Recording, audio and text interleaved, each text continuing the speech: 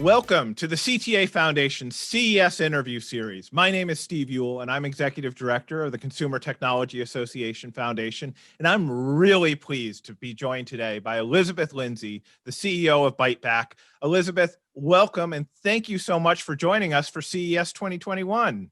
Thank you so much, Steve. I'm so glad to be here. And thank you so much to the CTA Foundation for all of your support of Byte and other organizations who are providing such amazing technical skills training to people who really need them. So thank you. I'm excited to be here. Well, I love the opportunity to work with organizations like Byte, and you guys are doing some really amazing work. If there's any of our audience that for some reason doesn't know what Byte's doing, can you share a little bit about that work? Sure, absolutely. Byte is a nonprofit organization.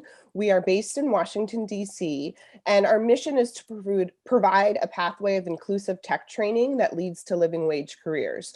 And what that means is that we provide free digital skills training to adult learners of all ages. We have students who are 17 and we have students who are in their 70s.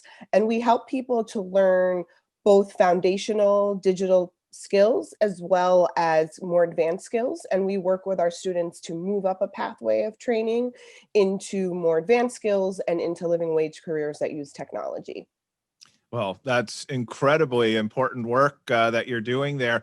How are you able to reach into communities that are often overlooked by, traditional education opportunities to be able to create these opportunities for living wage careers within the tech community? That's a great question. So our students are extremely diverse. We work with older adults, communities of color, people with disabilities, people who are unemployed and underemployed. And these are groups of people, and there's a lot of intersections between those groups. And these are groups of people who, by and large, are really overlooked in workforce development programs as well as in tech skills programs. And so we reach them through a number of different ways. Byte has been around for 23 years, and we're really known as an organization where people get real skills that are useful. So people come to us through word of mouth. We also work with other nonprofits, library systems, social services agencies to get the word out about what we do. And we also use some Facebook marketing, even for folks who might not have a computer at home. A lot of people might use social media on their phones. And so we reach people through that channel as well. Well, and it really is important to reach many of those communities. As you know, the CTA Foundation's focused in on supporting older adults and people with disabilities, and they do Yes. tend to be overlooked along with a number of different communities that you serve. So I really appreciate all the work that you're doing in this space. I had the opportunity to attend your most recent graduation, and despite it being virtual this time, it was just one of the most fun events that I've had the opportunity to go to this year. And just seeing the students, the teachers, the board members of Byte, and everyone else coming together and really celebrating all that they've accomplished this year, because this has been a challenging year. I know you were able to very rapidly take all the training that you do in person and move that into a virtual environment. How were you able to accomplish that this year? It was definitely challenging. For the first 23 years of Byte's existence, we taught all of our classes in person. I think partly because the technology wasn't there for much of that time, and also because a lot of our students don't have computers at home or don't have access to broadband. And so it was over the course of a couple days, our team surveyed our current students to see who needed a device or who needed support signing up for broadband. We worked with some volunteers and donors to get laptops that we could lend out to our students. And I mean, literally had staff driving around DC and Baltimore, getting computers to people.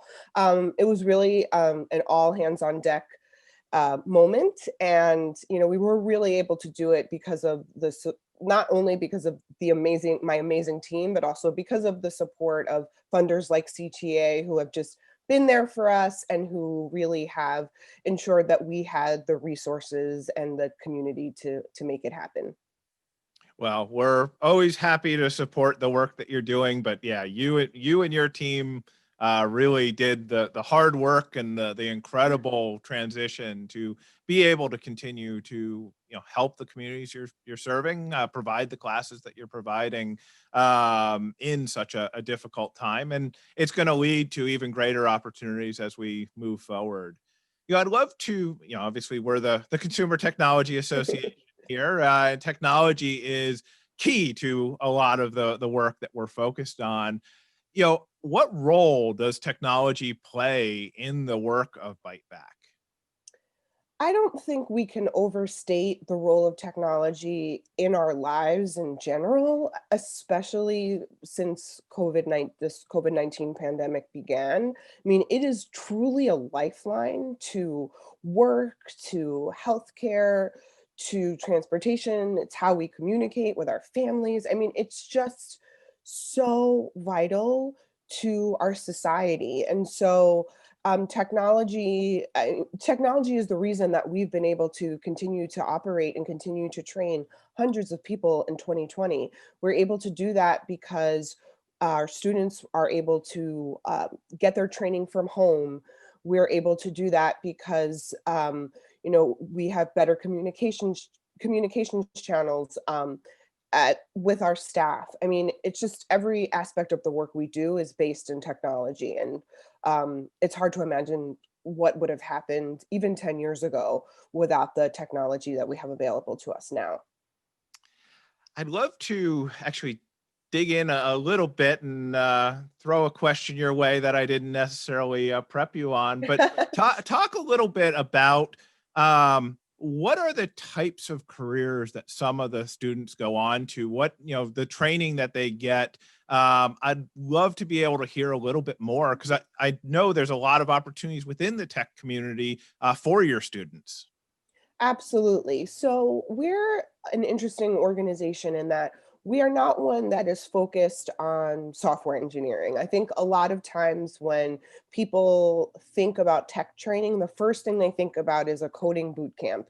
And that's not what we do. We're an organization that supports and trains people who are starting at a pretty foundational level. Some of our students have never owned a computer before, never used a computer before, and that's not uncommon. Studies show about a third of adult Americans have very few digital skills. So our students prepare to get into really great living wage careers in two fields. Well, more than two fields, but we have two training pathways. One is IT, which is kind of computer support specialist, IT help desk technician. There are a lot of great opportunities doing that type of work, especially for people without a college degree. You don't need a college degree to have a great career in IT. You can get a certification at a place like Byteback and then move into a really great job. The other pathway is administrative skills and services. So there are tons of jobs in at nonprofits, in government, in the corporate sector, working as an administrative assistant or working as a project manager, working as a receptionist that require skills to use the Microsoft Office suite. They require people to be really comfortable with a computer, with cloud, with email. And so that's another training pathway. And again, it's a training pathway where there are a lot of great opportunities and by and large that don't require folks to have a college degree. Oh, and that's great because I know there's so many opportunities, and there are, especially here in the Washington D.C. area and the Baltimore community. There's a lot of nonprofits around this area. There's a Absolutely. lot of other industry that is constantly looking for people with that kind of training. So I think it sets people up for a great opportunity moving forward. Well, here we are at CES 2021 digitally this year, but we're excited to kind of come together and look at some of the emerging technologies, the things that are going to be announced this year, as well as Yeah. starting to have the conversations about what we're going to see coming down the road. It doesn't have to be related to exactly what Byteback does, but are there technologies that you see coming out that you're excited for personally? I mean, I have loved seeing how widespread telehealth has become over the past 9 months.